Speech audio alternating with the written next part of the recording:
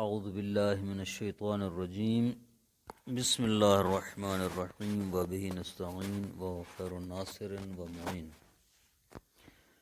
وقیل ان الغسالۃ کالمحل قبل الغسل مطلقا وقیل بعدہ فتکون طاہرۃ مطلقا وقیل بعدها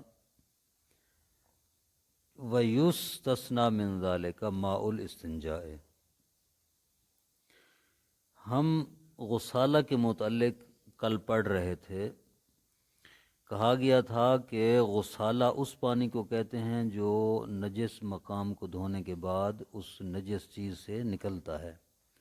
مثلا کپڑا ہے، کپڑے پر پانی پھرنے کے بعد جو باہر نکلتا ہے نچوڑنے سے یا خود بخود، یا کوئی اور چیز ہے اس کو پاک کرنے کے بعد جو اس سے پانی جدا ہو جاتا ہے، اس کو غسالہ کہتے ہیں۔ سوال یہ تھا کہ وہ غسالہ جو نجس چیز سے جدا ہوا ہے اس کا حکم کیا ہے؟ اگر وہ غسالہ کسی دوسری چیز کو لگ جائے تو اس چیز کے نجاست اور پاکیزگی کا کیا حکم ہے؟ آیا وہ دوسری چیز جس کو یہ غسالہ لگا ہے وہ نجس ہو جائے گی یا نہیں ہوگی؟ اگر نجس ہو جائے گی تو اس کو کتنے مرتبہ دھونا ہے؟ تو اس کے متعلق کل 4 قول ہیں۔ پہلا قول مصنف کا تھا جو کل ہم نے بیان کیا ہے۔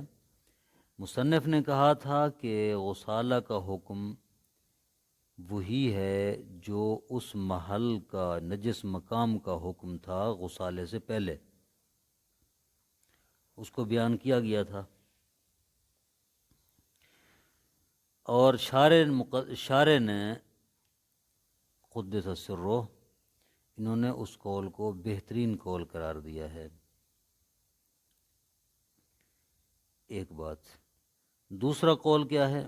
دوسرا قول یہ ہے کہ اس غسالے کا حکم ایسے ہوگا جیسے اس نجاست کا حکم دھونے سے پہلے ہے۔ ٹھیک ہے، نجاست کو دھونے سے پہلے۔ مثلا ایک چیز نجس ہو گئی ہے، اس کو 2 مرتبہ دھونا ضروری تھا۔ ٹھیک ہے، 2 مرتبہ دھونے سے پہلے اس کا کیا حکم تھا کہ اس کو کتنے مرتبہ دھو تو پاک ہوگی؟ 2 مرتبہ۔ اب کہتے ہیں کہ جو اس سے غسالہ نکلا ہے اس غسالے کا بھی حکم وہی ہے، یعنی جس چیز کو غسالہ لگے گا اس کو بھی 2 مرتبہ دھوئیں گے۔ کیوں؟ دھونے سے پہلے والا حکم ہے نا۔ اس لباس کو دھونے سے پہلے کیا حکم تھا؟ 2 مرتبہ دھوئیں۔ اب اس کا غسالہ لگی کسی اور چیز کو، اس کو بھی یہی حکم لاگو ہوگا اس پر، یعنی 2 مرتبہ دھویا جائے گا۔ ٹھیک ہے، یہ دوسرا قول ہے۔ اگر بالفرض اسی قول کو مد نظر رکھتے ہوئے غسالہ دوسری مرتبہ دھونے کا ہے، مثلا اس لباس کو ہم نے 2 مرتبہ دھونا تھا، واجب تھا کہ 2 مرتبہ دھوئیں، 1 مرتبہ ہم نے دھویا نچوڑا، دوسری دفعہ دھو کر جب اس کو نچوڑیں گے اور اس سے غسالہ نکلے گا، کسی چیز کو لگ جائے گا، تو اس کا حکم کیا تھا؟ کیا ہے اس قول کے مطابق؟ وہی حکم ہے جو دھونے سے پہلے کیا حکم تھا؟ 2 مرتبہ دھوئیں۔ بس دوسری دفعہ غسالہ لگے، دوسری دفعہ والا غسالہ اگر کسی چیز کو لگے گا تب بھی اس چیز کو 2 مرتبہ دھونا ہے۔ پہلی دفعہ دھونے والا غسالہ کسی اور چیز کو لگ جائے تو بھی اس کو 2 مرتبہ دھونا ہے، چونکہ اس نجس چیز کو دھونے سے پہلے والا حکم اس کے اوپر لاگو ہوگا۔ یہ ہے دوسرا قول۔ تیسرا قول کیا ہے؟ تیسرا قول یہ ہے کہ اس نجس چیز کو دھونے کے بعد والا حکم ہے۔ جس نجس چیز کو آپ دھو رہے ہیں اس کو دھونے سے بعد والا حکم غسالے کا حکم ہوگا۔ ٹھیک ہے، تو وہ چیز جو نجس ہو جائے جب اس کو دھو لیا جائے مکمل طور پر تو اس کے بعد اس کا کیا حکم ہوتا ہے؟ پاک ہوتی۔ لہذا غسالہ جس چیز کو لگے گا اس کو نجس نہیں کرے گا، چاہے پہلی دفعہ دھونے والا غسالہ ہو یا یہ ہوگا تیسرا قول۔ چوتھا قول کیا ہے؟ چوتھا قول یہ ہے کہ غسالہ کے بعد جو اس نجس مقام کا حکم ہے وہی حکم ہوگا. جو غسالہ کے بعد جو نجس مقام کا حکم ہے تو وہی حکم ہوگا. مثلا ایک چیز کو ہم نے 2 مرتبہ دھونا ہے. ایک مرتبہ ہم نے اس کو دھویا اور اس سے غسالہ نکال لیا. اب غسالہ نکالنے کے بعد اس نجس مقام کا حکم کیا ہے؟ کتنے مرتبہ دھویا جائے گا؟ ایک دفعہ. تو پس وہ پہلی دفعہ والا غسالہ جب کسی چیز کو لگے گا تو اس کو ایک مرتبہ دھویا جائے گا. آگے سمجھ؟ اس کو ایک مرتبہ دھویا جائے گا. اگر دوسری دفعہ والا غسالہ کسی چیز کو لگے گا تو نہیں دھویا جائے گا، پاک ہوگا. آئی سمجھ؟ یہ 4 قول ہیں جو اس مسئلے میں بیان ہوئے ہیں. اب دوسرا قول بیان کر رہے ہیں. وقیلا، ایک قول یہ ہے ان الغسالۃ کالمحل قبل الغسل مطلقاً، کہ غسالہ اس نجس مقام کی طرح ہوگا. اس کا حکم دھونے سے پہلے والا، جب نجس مقام کو نہیں دھویا گیا تھا جو اس کو حکم تھا وہی حکم ہوگا. مطلقاً سے مراد چاہے وہ پہلی دفعہ والا غسالہ ہو، دوسری دفعہ والا غسالہ ہو، جتنی مرتبہ والا بھی غسالہ، اس میں فرق نہیں ہے. بس حکم دھونے سے پہلے والا ہے. یعنی پہلی دفعہ کا غسالہ لگے، دوسری دفعہ کا لگے، وہ مقام نجس ہے، اتنے مرتبہ دھو جتنے مرتبہ اس نجس جگہ کو دھونا ہے آپ نے. وقیلا، اور تیسرا قول بعدہ، دھونے کے بعد والا غسل حکم ہے. فتکون طاہرۃ مطلقاً، پس غسالہ مطلقاً طاہر ہوگا، گویا کہ وہ پاک ہے. وقیلا، اور چوتھا قول ہے بعدہ، غسالے کے بعد والا حکم ہے. جب ایک دفعہ مثلاً دھوئیں کسی چیز کو جو اس کو 2 مرتبہ دھونا واجب تھا، ایک مرتبہ دھوئیں غسالہ، جو جب دھو کر غسالہ پہلی دفعہ باہر نکلے گا تو جو حکم اب وہ نجس چیز کا ہوگا وہی اس چیز کا ہوگا جس کو غسالہ لگ رہا ہے. یعنی ایک ہی مرتبہ اس کو دھویا جائے گا. چاروں قول واضح ہیں. وَيُسْتَثْنَىٰ مِنْ ذَلِكَ مَاءُ الْاِسْتِنْجَاءِ، اس حکم سے استنجا والا پانی جو ہے، جو طہارت کے بعد انسان استنجا کرتا ہے پیشاب پخانے کے بعد، اس کا حکم ہے. اس کا حکم کیا ہے؟ کہتے ہیں وہ اس حکم سے استنجا والا پانی مستثنا ہے. کیسے؟ کہتے ہیں غسالتہ طاہرۃ مطلقاً، استنجے والا پانی کا غسالہ مطلقاً پاک ہے. یہ ٹھیک ہے. یعنی انسان استنجا کرتا ہے، جو پانی استنجا کرنے کے بعد نیچے گرتا ہے وہ پاک ہے، مطلقاً پاک ہے. پہلی مرتبہ کا ہے، دوسری مرتبہ کا ہے، اس میں کوئی تفصیل، بول ہے، غائط ہے، اس میں کوئی فرق نہیں ہے. این نجاست بدن سے زائل ہو گئی ہے، نہیں ہوئی، زائل ہونے سے پہلے والا غسالہ ہے یا زائل ہونے کے بعد والا غسالہ ہے. ابھی بدن پر نجاست لگی ہے اور غسالہ گرا ہے نیچے، یا بدن سے نجاست اتر گئی ہے پھر غسالہ گرا ہے، کوئی فرق نہیں، غسالہ پاک ہے. لیکن ایک شرط ہے، ما لم تتغیر بالنجاست، جب تک وہ غسالہ نجاست کی وجہ سے متغیر نہ ہو جائے، یعنی رنگ بو یا ذائقہ اس کا نہ بدل گیا ہو. اگر رنگ بو یا ذائقہ بدل گیا ہو تو پھر وہ نجس ہے، اس کا حکم تبدیل ہو جائے گا. او تصب بنجاست ہی نجاست خارجۃ عن حقیقت الحدث المستنجى منہ او محل ہی، کہتے ہیں کہ جب تک وہ نجاست سے متغیر نہ ہو اس وقت تک پاک ہے. او تصب، یا جب تک کوئی خارج سے نجاست اس پانی سے مل نہ جائے. مثال کے طور پر استنجا والا پانی نیچے گرتا ہے، گٹر والا پانی اس کے ساتھ مل گیا، یا نیچے خدا نخواستہ خون پڑا ہے وہ اس کے ساتھ مل گیا، نیچے مثلاً پیشاب یا پخانہ ہے اس کے ساتھ وہ مخلوط ہو گیا ہے، تو پھر وہ نجس ہوگا. بے نجاستن، ایسی نجاست سے ملے، خارجتن عن حقیقت الحدث، اس حدث کی حقیقت سے خارج ہو، المستنجا منہ، جس حدث سے وہ استنجا کر رہا ہے. پیشاب کو دھو رہا ہے، اس کے علاوہ کوئی اور نجاست مل جائے، پخانے کو دھو رہا ہے، اس کے علاوہ کوئی اور نجاست اس پانی میں مل جائے غسالے والے میں تو وہ نجس ہو جائے گا غسالہ۔ اگر یہ دو شرطیں نہ ہوں، یعنی وہ متغیر بھی نہ ہو اور ملے بھی نہ کسی اور نجاست سے، تو غسالہ پاک ہے۔ الرابعہ، تو چوتھا مسئلہ، او محلے ہی لفظ رہ گیا، کہا ہے کہ وہ نجاست خارجی ہو جو اسے ملے، او محلے ہی، یا اسی محل سے، محل پیشاب یا محل پخانہ سے پیشاب یا پخانے کے علاوہ کوئی اور نجاست خارج ہو کر اس میں مل جائے۔ خدا نخواستہ کسی کو خون آئے اور وہ خون اس میں مل جائے تو وہ بھی غسالہ نجس ہوگا۔ الرابعہ، تو چوتھا مسئلہ، المطہرات عشرۃ، مطہرات 10 ہیں، الماء پہلا ہے پانی، وہ مطہر مطلقاً، مطلقاً پاک ہے، پہلے بھی اس کی بات ہوئی تھی کتاب شروع میں، مطلقاً من سائر نجاست، تمام نجاسات سے، تمام نجاسات کو پاک کرتے، پانی مطہر ہے تمام نجاسات کے لیے مطلقاً، یعنی پانی جو مطلق ہو۔ اللہ تی تقبل تطہیر، ہر وہ نجاست جو تطہیر کو قبول کرتی ہے، جس کو پاک کیا جا سکتا ہے، اس نجاست کے لیے پانی مطہر بنتا ہے۔ لیکن کچھ نجاسات ایسی ہیں جس کو پانی پاک نہیں کرتا، مثلا کفر، ایسی نجاست پانی وانی سے پاک نہیں ہوتا، کتا ایسی نجاست پانی سے پاک نہیں ہوتا، ہاں کتے سے متنجس جو چیز ہے وہ پاک ہو سکتی ہے لیکن خود کتا پاک نہیں ہوتا۔ تو پانی مطہر ہے ہر اس نجاست کے لیے جو طہارت کو قبول کرتی ہے۔ والارض، دوسرا زمین، تو طہر و باطن النعل، زمین قدم کے تلوے کو، جوتے کے تلوے کو، نعل جوتا، جوتے کے تلوے کو جو ہے وہ پاک کرتی ہے، باطن وہی تلوہ ہی ہے۔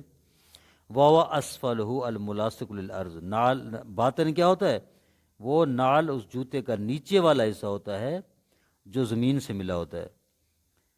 واسفل القدم، یعنی تطہر اسفل القدم، اور زمین پاک کرتی ہے قدم کے نیچے والے حصے کو، جوتے کے تلوے کو بھی پاک کرتی ہے اور پاؤں کے تلوے کو بھی پاک کرتی ہے۔ مع زوال عین نجاست انہما بہا بمشین و دلکن وغیرہما، یہ کب پاک کرتی ہے نعل کے باطن اور قدم کے اسفل کو؟ اس وقت پاک کرتی ہے جب عین نجاست ان سے دور ہو جائے۔ جوتے پر عین نجاست لگی ہوئی تھی، دور ہو گئی ہے، قدم کے نیچے لگی ہوئی تھی، دور ہو گئی ہے، تو وہ پاک ہو جائیں گے۔ بہا، وہ نجاست جو ان سے لگی ہے زمین کے ذریعے سے وہ دور ہو، بہا یعنی بالارض، زمین کے ذریعے سے وہ دور ہو نجاست، کیسے؟ بے مشین، چلنے سے، اور دلکن، جو اس کے اوپر رگڑنے سے، وغیرہ ما، کسی بھی اور طریقے سے زمین پر کے ذریعے جو ہے وہ نجاست دور ہو جائے تو وہ پاک ہو جائیں گے۔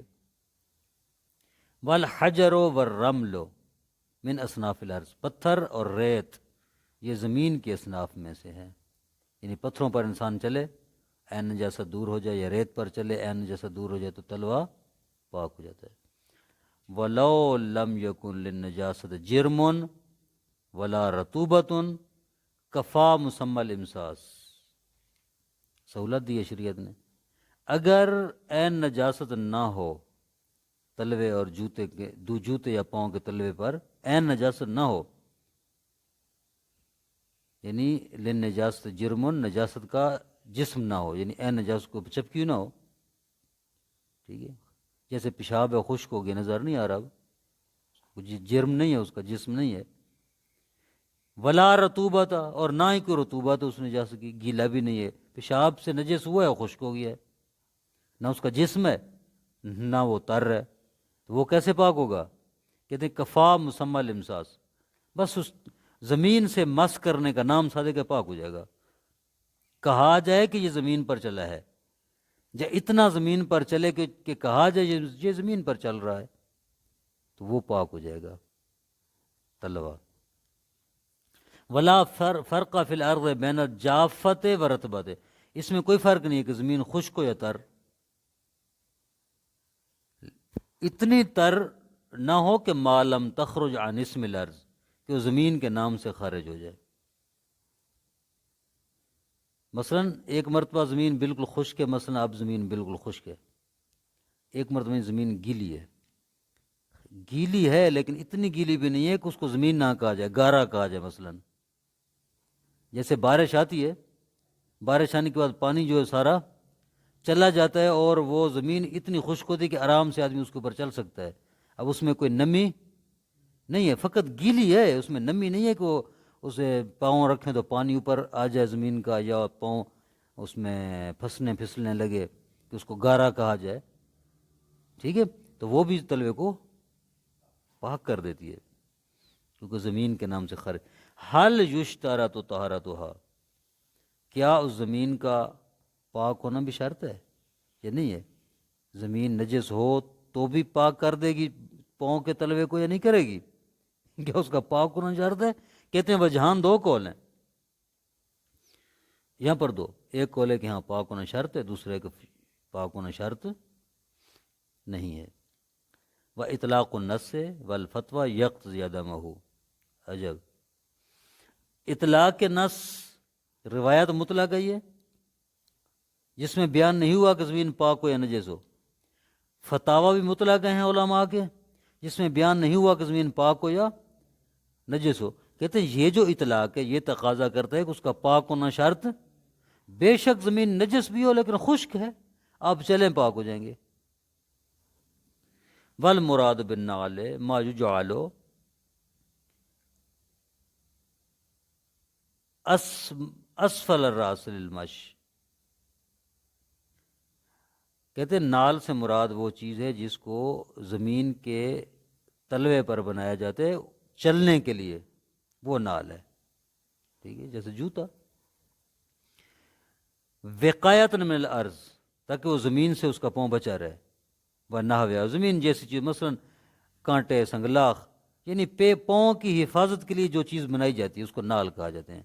یعنی نال کا لفظ انہوں نے استعمال کیا ہے، یہ وضاحت کر رہے ہیں کہ نال سے مراد کوئی خاص چیز نہیں ہے، نال سے مراد ہر وہ چیز ہے جو بھی پاؤں کی حفاظت کے لیے جس کو بنایا گیا تاکہ زمین پر چلتے ہوئے پاؤں کو کوئی تکلیف نہ ہو، چاہے وہ چپل ہے، چاہے وہ کینچی چپل ہیں، چاہے وہ بوٹ ہیں، یا جو بھی اس طرح کی چیز ہے جس کو پاؤں کی حفاظت کے لیے بنایا جاتا ہے، وہ سب چیزیں اس میں شامل ہیں، بالخصوص کوئی خاص قسم کی نال شامل نہیں ہے۔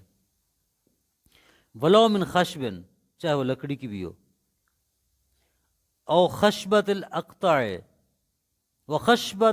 وخشبت الاقطاع کالنعل، جس شخص کی ٹانگ قطع ہو جائے، ٹوٹ جائے، اور اس کے نیچے بساکھی لگاتے ہیں وہ لکڑی، اس کا حکم بھی نال والا حکم ہے، یعنی وہ بھی چلتے ہوئے نجس ہو جائے تو وہ زمین پر چلنے سے پاک ہو جائے گی۔ جس طرح جوتے کا تلوا پاک ہو جائے گا، وہ بساکھی بھی پاک ہو جائے گی۔ جس طرح وہ انہوں نے ٹانگیں لگائی، مصنوعی ٹانگ، ٹھیک ہے، جس کی ٹانگ کٹ جائے، مصنوعی ٹانگ لگائی جائے لکڑی کی، اس کا حکم بھی نعل والا حکم ہے۔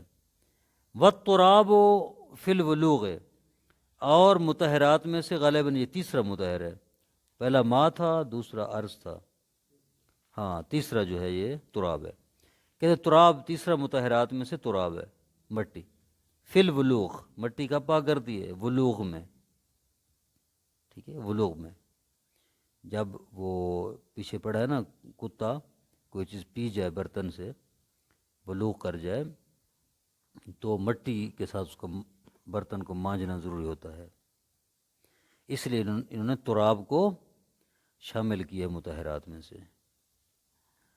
فَإِنَّهُ جُزْءُ عِلَّةٍ لِلتَّطْهِيرِ، اگرچہ مٹی مکمل تطہیر کا سبب نہیں ہے، ٹھیک ہے، جز ہے، ٹھیک ہے، تطہیر کا جو اسباب ہے اس کا جز ہے۔ جب ولوغ کرتا ہے نا کتا، پانی پی لیتا ہے، کوئی چیز پی لیتا ہے، تو وہاں پر طہارت کے دو جز ہے، دو اسباب ہے، ایک مانجنا اور دوسرا پانی کے ساتھ 2 مرتبہ دھونا، تو ایک جو ہے جز وہ تراب ہے، اس لیے اس کو شامل کیا گیا مطہرات میں سے۔ فو مطہر فی الجملہ، پس یہ فی الجملہ مطہر ہے، کامل نہیں ہے، فی الجملہ ہے، یعنی ایک جز ہے طہارت کا، ایک جز ہے مطہر، مطہریت کا۔ والجسم الطاہر، چوتھا مطہر ہے ایک پاکیزہ جسم، پاک جسم، کوئی بھی پاک چیز ہے، کوئی بھی پاک چیز، غیر اللزج، ایسی پاک چیز جو چمٹنے والی نہ ہو، چمٹنے والی، کیسے چمٹنے والی؟ پاک چیز مثلا لک ہے تو پاک، تارکول، لیکن وہ چپک جاتا ہے، ٹھیک ہے جی۔ ہاں لزج، عفن، لزج ہوتا ہے وہ کیا کہتے ہیں اس کو، پھسلنے والا، پھسلنے والی نہ ہو، پھسلنے والی، ٹھیک ہے، چیز تو ہے مثلا پاک ہے، ایک جسم میں پاک ہے لیکن اس سے انسان پھسل جاتا ہے، جیسے تیل ہے، پھسلتا ہے نا انسان اس سے، اس طرح کی اور چیز۔ واللصق، وللصق، اور نہ ہی چپکنے والی چیز ہو، جس طرح تارکول وغیرہ ہوتا ہے، پاک جسم ہو، یہ جسم پاک مطہر ہے، پاک جسم سے اب دیکھ لیں کیا چیز ہوگی وہ، کپڑا مثلا، کاغذ مثلا، پتھر مثلا، ڈھیلا، لکڑی، لوہا، یہ چیزیں ہیں نا، یہ نہ پھسلنے والی ہیں کہ انسان اوپر سے پھسلے، نہ چپکنے والی ہیں، اور اگر یہ پاک ہوں تو یہ مطہر ہیں۔ کس چیز کو پاک کرتے ہیں؟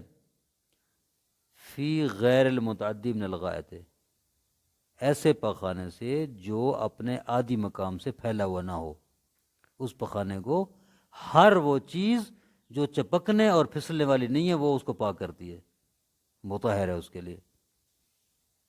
والشمس ما جففت ہو بے اشراق علیہ وزالت عین نجاست عنہ من الحسر والبواری من المنقول وما لا ينقل عادتا مطلقا، اور اس طرح سورج جو ہے، سورج بھی مطہرات میں سے ہے کہ جب خشک کر دے نجاست کو، بے اشراق علیہ، اس نجاست پر چمکنے کے ذریعے، وزالت عین نجاست عنہ، اور عین نجاست بھی اس سے چیز سے زائل ہو جائے۔ وہ کون سی چیزیں ہیں جن کو یہ پاک کرے گا؟ من الحسر والبواری، چٹائیاں، بوریا، یا آپ آج کل کے دور میں کارپیٹ، قالین، اس قسم کی چیزوں کو وہ سورج جو ہے پاک کرتا ہے۔ من المنقول، چاہے وہ چیز منقول ہے یعنی ایک جگہ سے دوسری جگہ پر اس کو منتقل کرنا ممکن ہو، آسان ہو، وما لا ينقل، یا غیر منقول ہوں، کہ ان چیزوں کا ایک جگہ سے دوسری جگہ پر منتقل کرنا ممکن یا ممکن نہ ہو یا مشکل ہو، جیسے دروازے ہیں مثلا، دیوار ہے، یا اس طرح کی چیزیں جو فکس ہیں، عادتاً عام طور پر ان کا وہ ہے مطلب منتقل کرنا ممکن نہ ہو۔ مطلقاً، مطلقاً سے کیا مراد ہے؟ مطلقاً سے مراد ہے چاہے وہ چیز آسانی سے نقل کی جا سکتی ہو، جس طرح یہ مثلا کارپیٹ، اس کو آرام سے نکال کے آدمی باہر رکھ سکتا ہے، یا ان کا نقل کرنا مشکل ہو، وزنی ہو، جیسے پتھر ہیں، یا درخت ہے مثلا ایک بہت بڑا وہ ٹمبر، اس کو اٹھانا مشکل ہے وغیرہ، بڑے پتھر۔ من الارض واجزائها، وہ لیکن وہ چیزیں زمین سے اور زمین کے اجزاء میں سے ہوں۔ والنبات والاخشاب، وہ نبات ہوں یا لکڑیاں ہوں۔ والابواب المثبتہ، ثابت شدہ دروازے ہوں، جس طرح یہ دروازے لگے ہوتے ہیں۔ والاوتاد الداخلہ، ان میں ٹھونکے ہوئے کیل ہوں۔ والاشجار، درخت ہوں۔ والفواکہ الباقیہ، والفواکہ الباقیات علیہ، یا پھل جو درختوں کے اوپر ابھی لگے ہوئے ہیں اور نجس ہو جائیں۔ وَإِنْ حَانَ أَوَانُ قِطَافِهَا، اگرچہ ان کے توڑنے کا وقت آ بھی چکا ہو۔ ان تمام چیزوں کو یہ جو انہوں نے چیزیں گنوائی ہیں کوئی فرق نہیں، ان میں سے جو چیز بھی نجس ہو جائے سورج اس کو پاک کرتا جب اس کے اوپر پڑتا ہے تو۔ ولا یکفی تجفیف الحرارت لأنها لا تسمى شمسا، اس کی حرارت، سورج کی حرارت اگر کسی چیز کو خشک کر دے تو کافی نہیں ہے. کیوں؟ اس کو سورج نہیں کہتے. مثال کے طور پر جیسے توضیح المسائل میں آپ پڑھتے ہیں کہ اگر دیوار کے باہر سے سورج لگے اور دیوار کے اندر لگی ہوئی نجاست سورج کی وہ کیا ہے حرارت سے خشک ہو جائے تو پاک نہیں ہوتی، کہتے تھے نا ہم.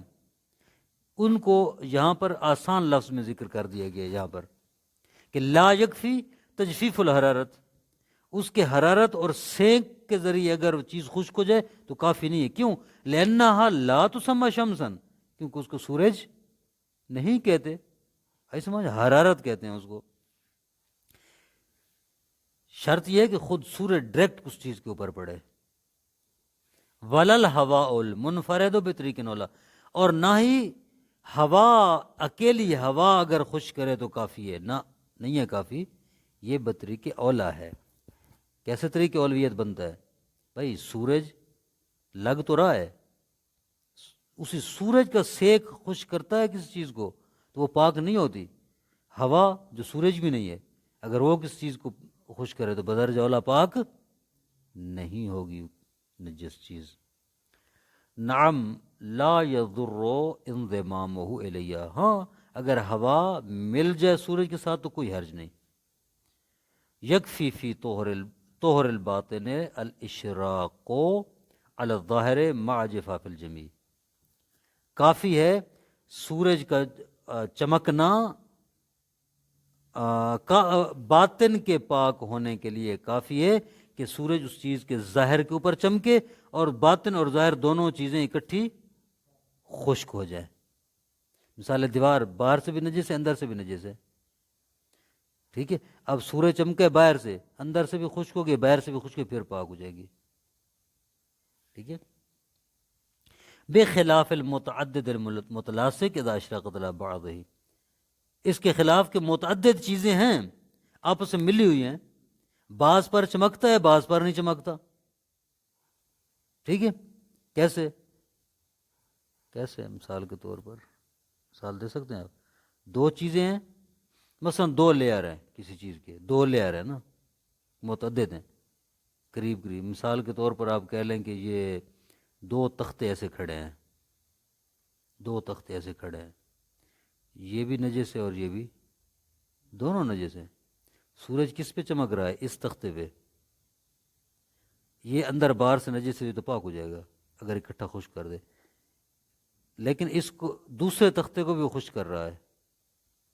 دوسرا تختہ جو اس کا ملا ہوا ہے وہ خشک ہوگا، پاک ہوگا؟ کہتے ہیں وہ پاک نہیں ہوگا. بخلاف المتعدد، متعدد چیزیں ہیں متنجس، المتلاصق ایک دوسرے سے جڑی ہوئی ہیں ملی ہوئی ہیں. اذا اشرقت علی بعضها، جب سورج بعض پر چمکے بعض پر نہ چمکے تو جس پر چمکا ہے وہی پاک ہوگی، جس پر نہیں چمکا وہ پاک نہیں ہوگی اگرچہ اس کے سیک سے وہ خشک ہی کیوں نہ ہو جائے. والنار مع حالت رمادا او دخانا. کل انشاءاللہ. وصلی اللہ علی محمد وآلہ وسلم.